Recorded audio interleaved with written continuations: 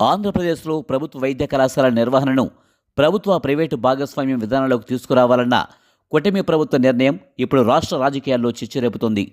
దీనిని ఒక భారీ కుంభకోణంగా అభివర్ణిస్తూ మాజీ ముఖ్యమంత్రి వైఎస్ జగన్మోహన్ రెడ్డి తీవ్రస్థాయిలో ధ్వజమెత్తారు.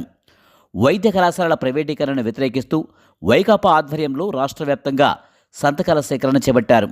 సుమారు 1.04 కోట్ల మంది ప్రజల నుంచి సేకరించిన ఈ సంతకాల ప్రతులను జగన్ తన అనుచరులతో కలిసి గవర్నర్ అబ్దుల్ నజీర్కు అందజేశారు. ఈ నిర్ణయం వల్ల పేదలకు వైద్యం దూరమవుతుందని ఆయన గవర్నర్కు వివరించారు. సాధారణంగా ప్రభుత్వం వద్ద నిధులు లేనప్పుడు ప్రైవేటు సంస్థల పెట్టుబడితో ప్రాజెక్టులను నిర్మించి నిర్వహించడాన్ని పీపీపీ అంటారు. అయితే గత ప్రభుత్వం అసంపూర్తిగా వదిలేసిన 10 వైద్య కళాశాలను పూర్తి చేయడానికి, నిర్వహించడానికి ప్రభుత్వానికి భారీ ఖర్చు అవుతుందని, అందుకే ప్రైవేటు భాగస్వామ్యం కోరుతున్నామని ప్రభుత్వం చెబుతోంది. జగన్ ఆరోపణ ఏంటో ఇప్పుడు చూద్దాం. ప్రభుత్వం ఒక్కో కాలేజీకి ఏడాదికి 60 కోట్ల చొప్పున 10 కాలేజీలకు ఏడాదికి 600 కోట్లు ప్రైవేటు వారికి ఎందుకు కట్టబెడుతున్నారని జగన్ ప్రశ్నిస్తున్నారు.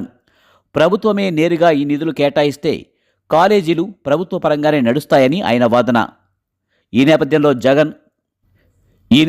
జగన్ ఘాటు హెచ్చరికలు చేశారు.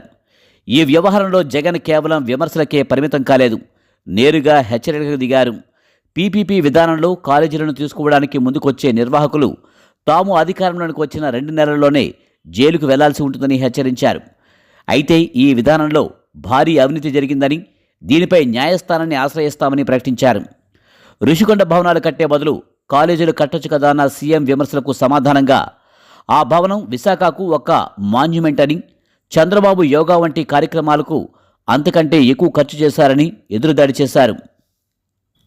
అయితే ఈ వివాదంలో 2 కోణాలు కనిపిస్తున్నాయి. ఒకటి అవినీతి కోణం. ప్రైవేటు సంస్థలకు ఇచ్చే నిర్వహణ నిధులు అధికంగా ఉంటే అది ప్రభుత్వ ఖజానాకు నష్టమే. జగన్ ఆరోపిస్తున్నట్లు ఇందులో క్విడ్ ప్రోకో ఉందో లేదో విచారణలో తేలాల్సి ఉంది. ఇంకొకటి అభివృద్ధి కోణం. ప్రభుత్వం ఒకవేళ పారదర్శకంగా టెండర్లు పిలిచి పేదలకు ఉచిత వైద్యం అందేలా నిబంధనలు కఠినతరం చేస్తే పీపీపీ విధానం ద్వారా అధునాతన వైద్యం అందుబాటులోకి వచ్చే అవకాశం ఉంది. ప్రస్తుతానికి ఈ అంశం కోర్టు గడప తొక్కేలా కనిపిస్తుంది. ఒకవైపు ప్రజల ఆస్తిని ప్రైవేటు పరం చేస్తున్నారని ప్రతిపక్షం, మరోవైపు అభివృద్ధి కోసం మార్పులు తప్పవని ప్రభుత్వం వాదిస్తున్నాయి. ఈ పోరులో అంతిమంగా నష్టపోయేది ప్రజలా లేక లబ్ధి పొందేది వ్యవస్థలా అనేది కాలమే నిర్ణయించాలి. ఈ వీడియో మీకు నచ్చినట్లయితే లైక్ చేయండి, షేర్ చేయండి, కామెంట్ చేయండి.